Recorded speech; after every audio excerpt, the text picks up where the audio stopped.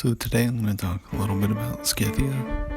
Scythia is a really powerful civilization as far as the ancient game, because when they reach horseback riding, they get 2 horsemen for every 1 horseman they build. So if it takes maybe 7, 9 turns, maybe a little more depending on your production, to produce a horse, you get 2 horses right then and there when you need them. And there are advantages and disadvantages compared to the other ancient civ of a similar type, Sumer, who's got the war cards from the beginning. And with Sumer, you have war cards from the beginning, so you can start right then and there, 4000 BC, and start producing one. With Scythia, you have to go to the early classical with horseback riding, and there are some prerequisites. So you have to be careful about timing, and you have to jump on it, try to get to that technology as fast as you can.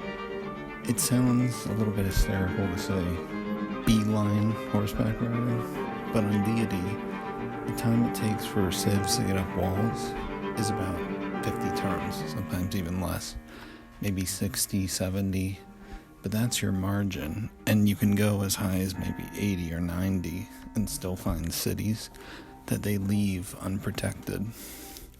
But when you're dealing with light and heavy cavalry in this early period, your best bet is to take the walls of cities.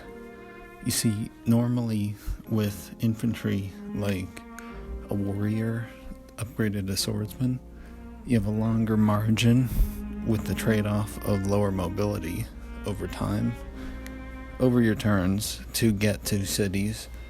And even if they have walls, you can get through the walls through that means. You can besiege it, hit the walls, or go straight with a siege tower and go past the walls. And that is viable. But with the cavalry, you have a smaller window of time before the walls are put up, and then your only option would be to get a catapult. And catapults, of course, are very impractical, save the times that you can use adjacency bonuses to make them have a higher combat strength relative to cities to make them more survivable. But aside from situations like Alexander the Great's great general ability, where he gets great generals from the Basilikoi Paides, and you get the ability to move and attack on the same turn, or expert crew as a promotion late into the catapult tree, those are the only 2 options for the catapult that will give viability. And otherwise, the catapult will move in, not be able to attack, get hit once, and if they choose to do measly damage to the walls, they get killed on the next turn. And that's a significant amount of production that you've sunk. In Deity, the walls themselves advance faster than the means of the catapult. You need, hypothetically, for Renaissance walls, maybe even medieval, you might want to have a mortar instead. But you get those medieval walls that will be stronger, particularly because of the advancing range strength from technologies that the other civs acquire.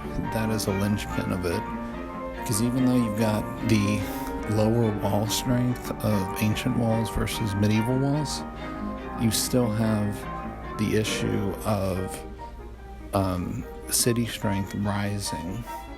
Even if the walls are squishy, the ranged attack from the city could take out your catapults.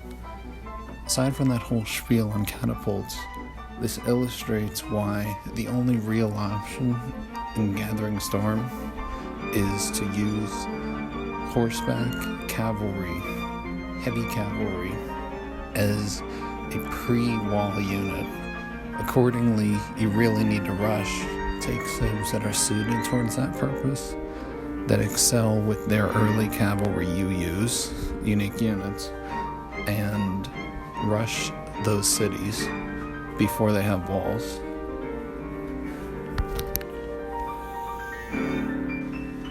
Now, Scythia's unique unit, known as the Horse Archer, is more of like an ambush glass cannon type unit that comes from range and attacks. And ideally, for a situation like that, you want 2 or 4 grouped to bum rush a single unit. The only problem is that you might have other units that will advance on them in the other civilizations phase, and they are squishy units that won't be able to retaliate very well without dying soon.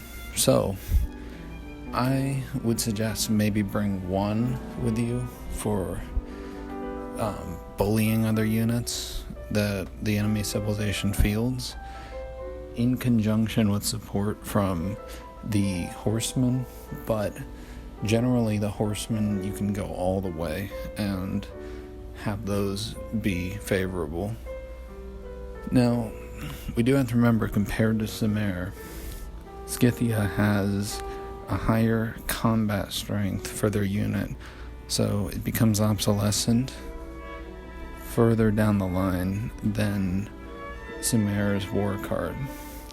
Sumer has 4 movement with the war cart, and the same is true for the Scythians with their common horsemen. So you just have to weigh the pros and cons. You have to consider that without conscription, there's a significant cost of fielding many horsemen.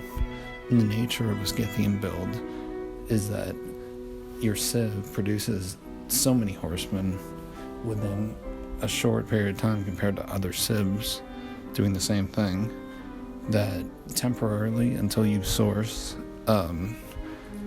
tribute and trade routes or commercial hubs, you will have an economic problem. You'll be bleeding money in the red. And the best way to remedy that is to conquer cities and have them produce gold, and have them already have the commercial hubs built for you, if possible, early in the game. So, with respect to this particular playthrough, because of the talents of Scythia, how rapid and how effective their conquering can be, I was surprised at how fast I'd advance, because the initial resources I could get from being a conqueror and taking advantage of the settling capacities of the other civs is superior to having a civ that has mid-game or late-game capabilities as far as science or economy, because those civs that don't have good military advantages early on cannot take advantage of Deity AI's handicaps and convert them into their own assets. So basically, conquering early will give you derivatives towards the end of the game that are often impressive and superior to civs that might have power circumstances in the mid-game.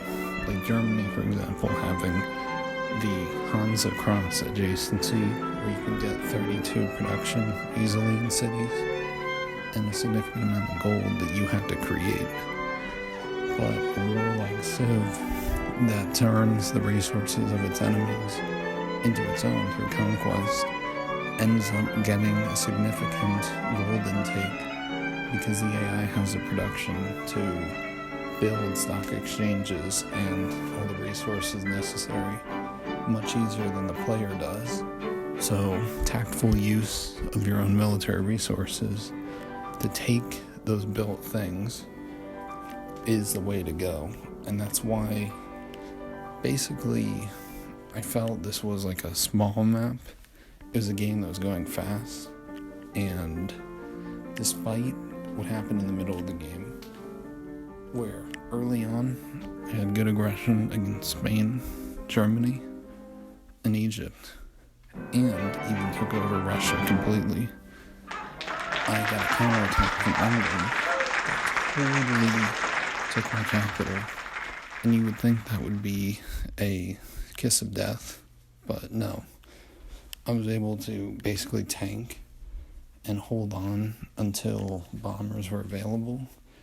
And because I had the Scythian horsemen, I already had a supply of light cavalry, so later on in the game, you can still use helicopters as light cavalry, and if I recall, they still get the bonus of double production.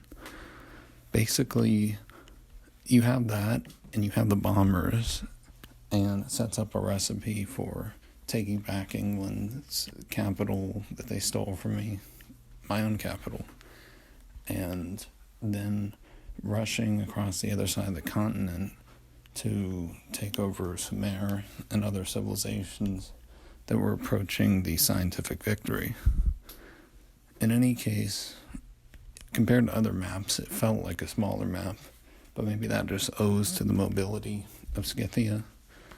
And other maps, like an Islands Plate map, ends up having more usage of the tiles because you have to travel across the whole breadth of the world, whereas a Pangea map only has a center mass that you have to travel on. Same goes for an inland sea map, which has, the center ocean and land all around it, which requires a lot of movement and logistical difficulties that make it feel larger than it is. And of course, this is a normal map, whereas on my Sumer and my Aztec playthroughs, I do a huge map size to demonstrate it is possible against 19 other civilizations. Anyway, I hope you guys enjoy the video, and I'll leave you to it.